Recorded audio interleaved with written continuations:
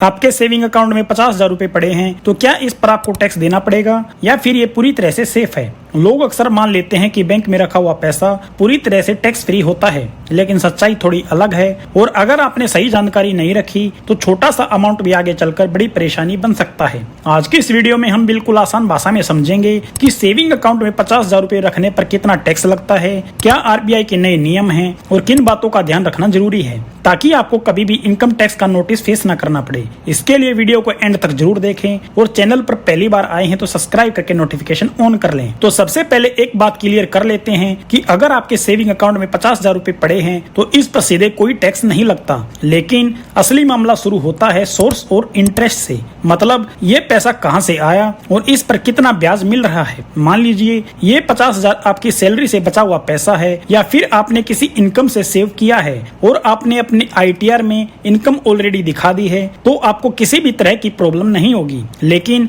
अगर यही 50,000 रुपए आपने कैश में अचानक जमा कर दिए और उसका कोई प्रॉपर सोर्स नहीं है या आपकी डिक्लेयर्ड इनकम से मैच नहीं करता, तब इनकम टैक्स डिपार्टमेंट की नजर आप पर पड़ सकती है। अब बात करते हैं आरबीआई और इनकम टैक्स रूल्स की। आरबीआई यानी रिजर्व बैंक ऑफ इंडिया ये आपके बैंकिंग सिस्टम को रेगुलेट करता है, जबकि आपके ट्रांजैक्शंस पर नजर रखने का काम इनकम टैक्स डिपार्टमेंट का होता है। एक इम्पोर्टेंट कंसेप्ट है SFT यानी स्टेटमेंट ऑफ फाइनेंशियल ट्रांजैक्शन। इस नियम के तहत अगर आप फाइनेंशियल ईयर में 10 लाख या उससे ज्यादा का कैश डिपॉजिट या विड्रॉल करते हैं तो बैंक इसकी जानकारी सीधे इनकम टैक्स डिपार्टमेंट को देता है। यहाँ एक जरूरी बात है, ये जो 10 लाख रुपए की लिमिट है ये सिर्फ एक अकाउंट की नहीं है बल्कि आपके सभी अकाउंट्स को मिलाकर होती है, क्योंकि आपके पैन कार्ड से सारे अकाउंट जुड़े होते हैं। तो अगर आप सोच रहे हैं कि अलग अलग बैंक में पैसा रखकर आप बच जाएंगे तो ऐसा प्रैक्टिकली पॉसिबल नहीं है। अब वापिस आते हैं मेन सवाल पर, 50,000 रुपए सेविंग अकाउंट में रखने पर कितना टैक्स लगेगा। सीधे शब्दों में अगर ये पैसा सिर्फ आपके अकाउंट में पड़ा है तो 0 टैक्स लगेगा, लेकिन अगर इस 50,000 पर आपको इंटरेस्ट मिल रहा है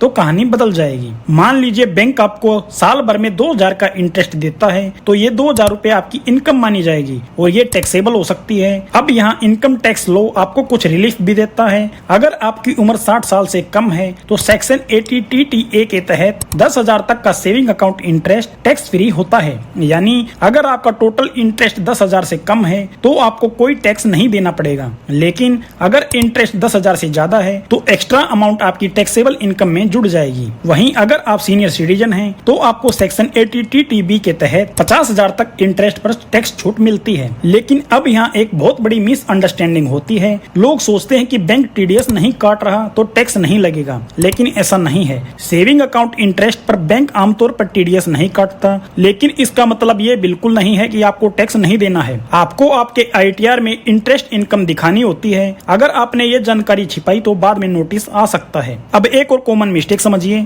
बहुत से लोग अपने सेविंग अकाउंट को बिजनेस अकाउंट की तरह यूज करने लगते हैं, जैसे बार बार बड़े बड़े transactions, cash deposit, cash transfer, ये सब रिस्की हो सकता है। सेविंग अकाउंट पर्सनल यूज के लिए होता है। अगर आप इसमें हैवी बिजनेस ट्रांजैक्शंस करते हैं तो इनकम टैक्स डिपार्टमेंट को शक हो सकता है और अगर आपका ट्रांजैक्शन पैटर्न आपकी डिक्लेयर्ड इनकम से मैच नहीं होता तो नोटिस भी आ सकता है। अब सवाल आता है, नोटिस कब आ सकता है? अगर आपने अचानक बड़ी अमाउंट जमा की, बार बार हैवी ट्रांजैक्शंस किए और अकाउंट में ज्यादा पैसा शो हो रहा है, या आपने इंटरेस्ट इनकम डिस्क्लोज नहीं की, तो ऐसे केसेस में डिपार्टमेंट आपसे क्लैरिफिकेशन मांग सकता है और अगर आप सही जवाब नहीं दे पाए तो पेनल्टी के साथ साथ इन्वेस्टिगेशन भी हो सकती है। अब अंत में एक सिंपल सी बात समझिए, सेविंग अकाउंट में पैसा रखना सेफ जरूर है, लेकिन रूल्स को इग्नोर करना सेफ नहीं है। इसलिए स्मार्ट बनिए, हर ट्रांजैक्शन को समझिए, टैक्स रूल्स को फॉलो करते हुए अपने पैसे को मैनेज कीजिए। बाकी ये जानकारी जनरल अवेयरनेस के लिए है। अगर आपकी सिचुएशन अलग है तो किसी फाइनेंशियल एडवाइजर से सलाह लेना बेहतर होता है। उम्मीद है ये जानकारी आपको पसंद आई होगी, तो वीडियो को लाइक और शेयर करें और ऐसे ही फाइनेंशियल इन्फॉर्मेशन पाने के लिए चैनल को सब्सक्राइब करें। धन्यवाद, टेक केयर, जय हिंद।